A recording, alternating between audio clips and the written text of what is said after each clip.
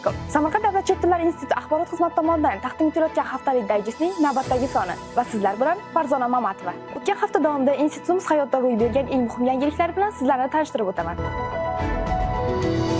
Ozarbayjon Respublikasining Boku shahrida O'zbekiston Respublikasi oliy ta'lim muassasalarining ta'lim ko'rgazmasi bo'lib o'tdi. Unda Samarqand davlat chet tillari instituti o'quv ishlari bo'yicha prorektor Umid Jumanazarov boshchiligidagi institut delegatsiyasi ham faol ishtirok etdi.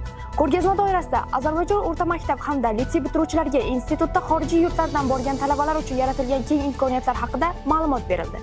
Dunyoga mashhur Samarqand shahridagi mazkur oliygohda tahsilni davom ettirish istagidagi yoshlar anchaginani tashkil etdi. 100 nafardan ortiq ozarbayjonlik bitiruvchi yigit-qizlar bilan Samarqand davlat chet tillari institutida o'qishni davom ettirish borasida shartnomalar imzolandi.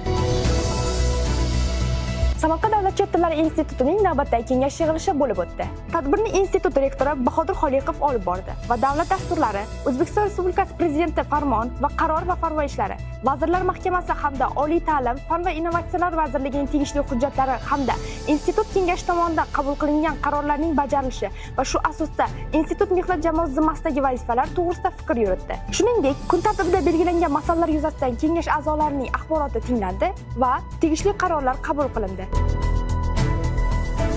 Xitoyning Vinan pedagogika universiteti va Samarqand davlat chet tillari instituti o'rtasida imzolangan memorandum hamda hamkorlikda ishlab chiqilgan yo'l harakati asosida 2025-yilning 9-apreldan 7-mayiga qadar institutda universitet dotsenti Wang Xiaoxo xonim faoliyat olib bordi. Institut direktori Bahodir Xoliqov oliygohdagi faoliyatini yakunlab, Xitoyga qaytayotgan mutaxassisga institut jamoasi nomidan minnatdorchilik bildirdi. Yuqorida ta'kidlangan hamkorlikka ko'ra, institutning rus tili va adabiyot kafedrasining 2 nafar o'qituvchisi Ahmedova hamda Ergashevalar joriy yilning 7-iyunidan 4-iyulga qadar Vinan pedagogika universitetiga malaka oshirish kursiga yo'l oladigan bo'lishdi. Xorij safari oldi institut rektori o'qituvchilari bilan suhbatlashib, safar davomida amalga oshiriladigan ishlar yuzasidan taklif va tavsiyalar berdi. Xorijdagi malaka oshirish kursida olingan tajribalarni institut o'quv jarayonida tatbiq etish bo'yicha ko'rsatmalar berdi.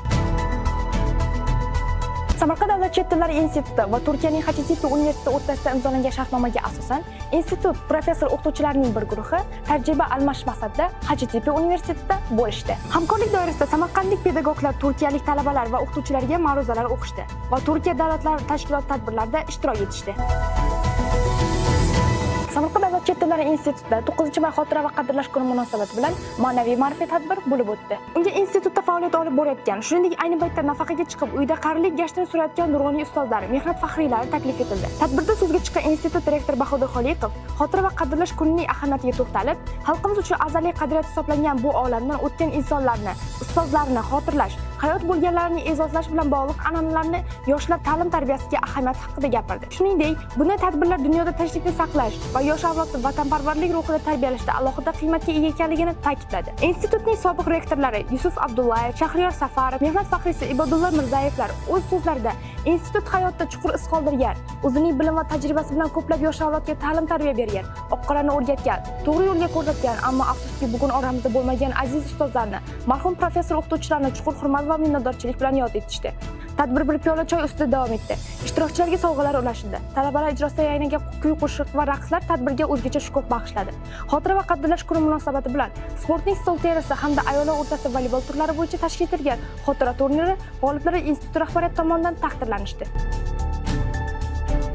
Institutimizda 9-may xotira va qadrlash kuni munosabati bilan sportning futbol turi bo'yicha xotira turniri bo'lib o'tdi. Ushbu turnirda institutimiz fakultetlarining terma jamoalari ishtirok etishdi. Ushbu musobaqada 1-o'rinni rektorat jamoasi, 2 va 3-o'rinlarni institut akademik litseyi hamda Roman german tillar fakultet jamoalari egallashdi. G'olib jamoalar rahbariyati tomonidan diplom hamda qimmatbaho sovg'alar bilan taqdirlanishdi. Samarqand davlat chet tillari instituti va Turkiyaning HTTP universiteti o'rtasida amalga oshirilgan Erasmus Plus loyihasi doirasida Samarqand davlat chet tillari institutining 3 nafar o'qituvchisi Karimova, Berdiyeva, Aslanvalar joriy yilning 12-16 may kunlari HTTP universitetining malaka oshirish kursida o'qish uchun yuborilyapti. Shu munosabat bilan mazkur pedagoglarni safar oldi institut direktori Bahodir Xoliqov qabul qildi. Xorijiy safar davomida pedagoglar amalga oshirishi lozim bo'lgan ishlar, malaka oshirish kursida orttirgan tajribalarini institut o'quv jarayonida qo'llash borasida ko'rsatma va tavsiyalar berildi. Sizga yetkazmoqchi bo'lgan xabar va lavhalarimiz shulardan iborat edi. Bizni kuzatishda davom eting. Xayr, salomat bo'ling.